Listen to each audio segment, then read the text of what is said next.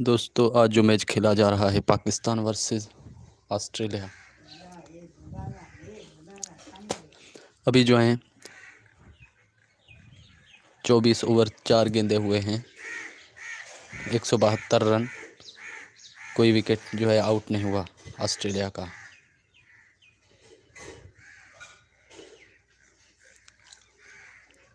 दोस्तों अगर आप मेरे चैनल पे नए हैं तो प्लीज़ मेरे चैनल को सब्सक्राइब करें, लाइक करें। वार्नर जो हैं 73 गेंदों पर 86 रन पर बल्लेबाजी कर रहे हैं और मार्श जो हैं 76 गेंदों पर 76 रन पर ही बल्लेबाजी कर रहे हैं। नवाज़ जो हैं बॉलिंग कर रहे हैं।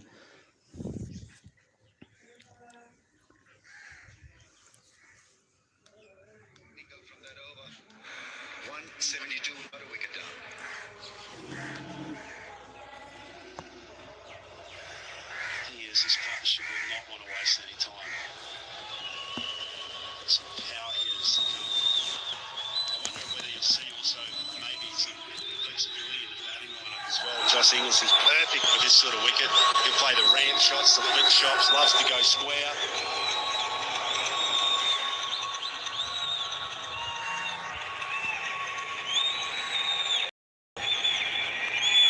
Good crowd in to watch this keenly watched contest, Australia v Pakistan. He's been tidy his last 4 overs, just producing 8 runs for Australia. Iftikhar and a bit of a high. Yeah, I've just been trying to think if I was in that situation, what you would be looking to do with this batting order at the moment. Like you said, Haydos, with so much power still in the sheds with Maxwell, Stoinis, Inglis.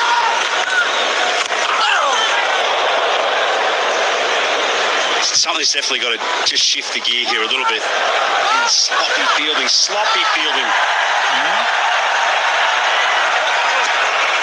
Warner looking for a third. Yeah, but Maxwell, this is his home ground. He owns this space here as well. He's a great player against spin. Just wonder whether they'll put him up the order a bit. This wasn't needed by Pakistan. Rizwan there asking the fielder to take it easy, allowing the ball to hit the stumps. Ricochet providing extra run to Australia.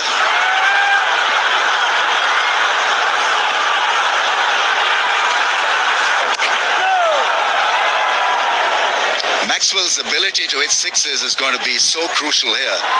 At that position, maybe if he's promoted up the order, he ranks amongst the best in the game in the last so many years.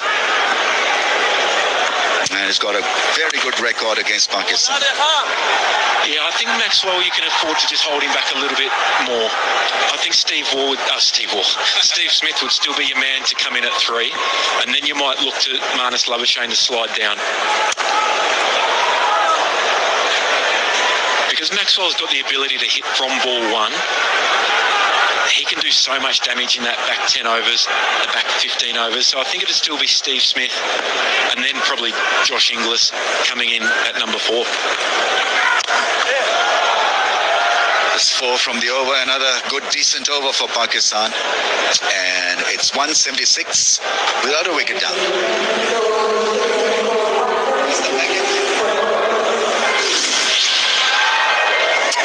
Key to David Warner's batting today against spin.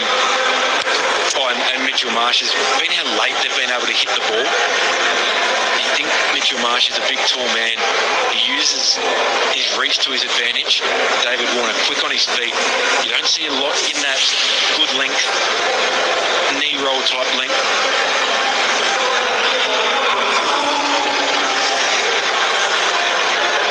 Pakistan pulling things back quite nicely. So in at 3, Steve Smith, Labuschagne and Josh Inglis. 185, got a 50 in the last innings, or the last game. But Australia can easily reboot their batting options at this stage. David Warner has been outstanding, except for that misfire when he was on 10. Everything has come off the middle of the bat. Beautiful timing, using the crease and just being aggressive and being natural, instinctive that he can be. 50 in no time, and just continuing with the effort on 86 of 74. I think the key to David Warner's batting is how well he's used the crease forward and back. Hasn't been stuck on the crease at all. David Warner with 7 sixes. Also Mendes, didn't he start with like a house on fire? 14 sixes so far in this tournament. Mitchell Marsh started off in the best possible fashion. Second ball he faced, pop Shane Sharafredi over his head. He's been ruthless on anything over pitched. Just goes to show the margin for error on a wicket like this is so small, particularly this partnership as well. You've got a guy who's 6'4" and so powerful, and then David Warner, 5'0". You have to continually change, not just left and right, but the lengths that you have to bowl. They're so extreme that even small changes like that, just getting down the other end, puts so much pressure on an opposition. I can't wait to see this, because there's no doubt in my mind that there's a little discussion in that break there to say, right, what is our plan? They were going through that period just before the break where they were a little lost. Now, I'll be very surprised if that gear of Mitchell Marsh doesn't head up into 6, starts to put the accelerator down. Maybe Warner can, be a little bit more of the back roll in this partnership. Maybe be the person to guide whoever's coming in next. If that's a Maxwell or a Smith, he can then be the enforcer. But right now, I think Mitch Marsh has to be that enforcer. This is going to be a natural angle for Warner to lift him over mid-wicket. Left arm spin back into the stumps, goes back, cuts. Once again, using the crease well. Couple of runs. And that's the other thing that he's done so well. Pick the length up so early. Yeah, they'll also be very well aware now of the projected score here, Ramis. It's in and around that 340, which is probably 10, 15 runs short on this track. As you rightly said before, it's a great chase from Pakistan. That's their strength is their really solid batting order. So they want to predict around that 360, 370. That's into the gap. That's beautifully placed. That's so good from Warner. Quick feet again. He's been pinned to the crease. Cuts the ball before, so he knows that Nawaz is like a cat on a hot tin roof on his feet and just whips it through that leg side. Just has to beat the mid-wicket. Just whip through mid-wicket. Pressure on Nawaz.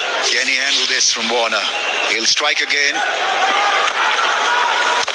Slow this time and chops it into the gap for a run. Good rhythm from Warner. Yeah, I think what you're saying, Haydos, is one of these has to up the ante, and I think Mitchell Marsh might be just waiting. That has to be bowled in this innings, and he's more comfortable against high pace. Australia's highest opening partnership in World Cups. Beating that of Shane Watson and Brad Haddon. They put on 183 against Canada in 2011. Water, bad luck.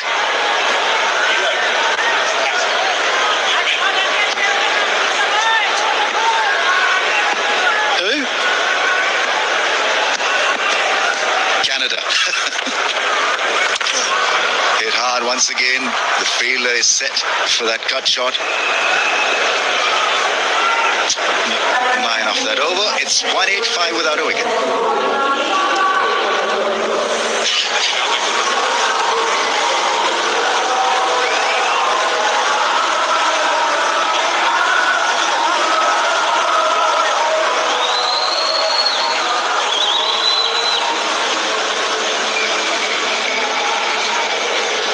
knows what's left to come for Australia. So much power, so much versatility in that lineup.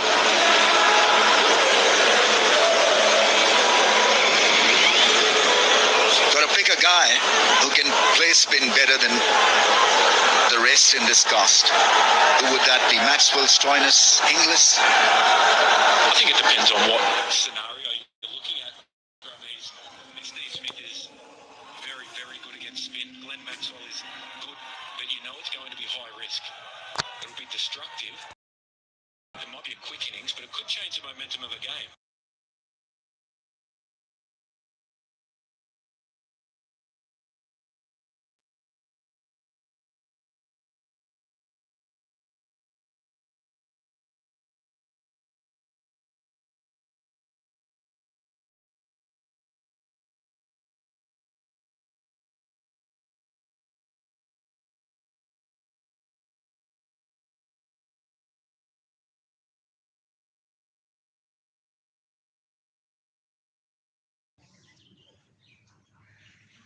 In the back of his mind was probably thinking that I've got to have some medium pace on.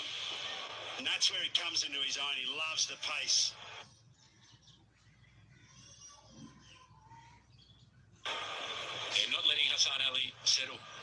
One of his strengths is mixing up his pace. You have to do that on this surface.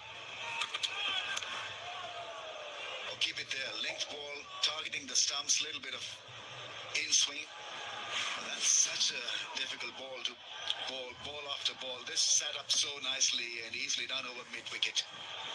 Yeah, he's got it right on the Granick stickers, and that's travelled. That's how small it is. So if he gets it wrong, he's going to go the distance. He got it wrong square early. With the newer ball, he was too wide. That's another good ball. Keeping it nice and tight within the stumps, and he'll vary the pace. And good batting from Mitchell Marsh as well. Mid-on and mid-off are both up inside the circle. So he knows that Hassan Ali can't afford to over-pitch. He has to be back of a length. So he's hanging back, waiting for that pull shot.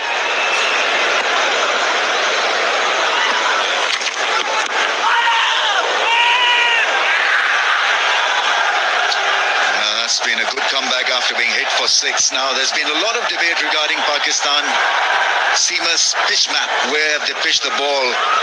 And out of most fast bowling attacks, they pitched it up generally in this World Cup so far. Today, they were quite aware of hitting that good length area, back of length.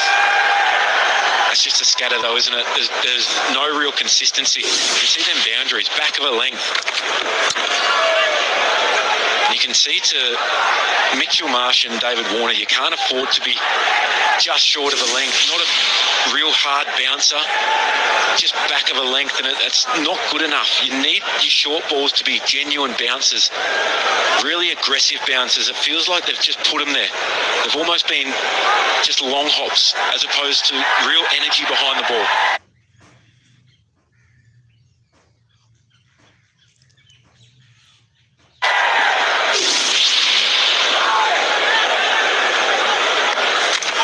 Single, he'll keep the strike. 7 from the over, 192 without a wicket down Australia.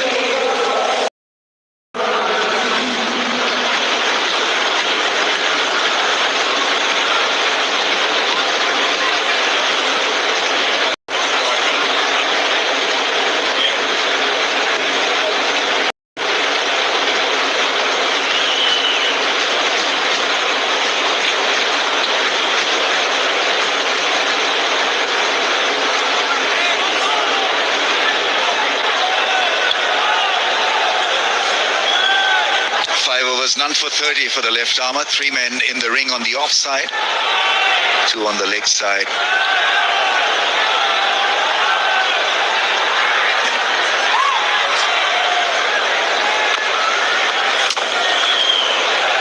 He's got to do better than that. That should have been stopped. Abdullah Shafiq there with a dive, but conceding a run. So if you concede a run from within the circle, obviously the pressure mounts on the bowler. Now he's got to watch out for that big shot. And he's got a bowl to the left-hander as well. Small moments in a game like this. The ideal matchup for Australia is the left-hander to the left-arm spinner spinning in.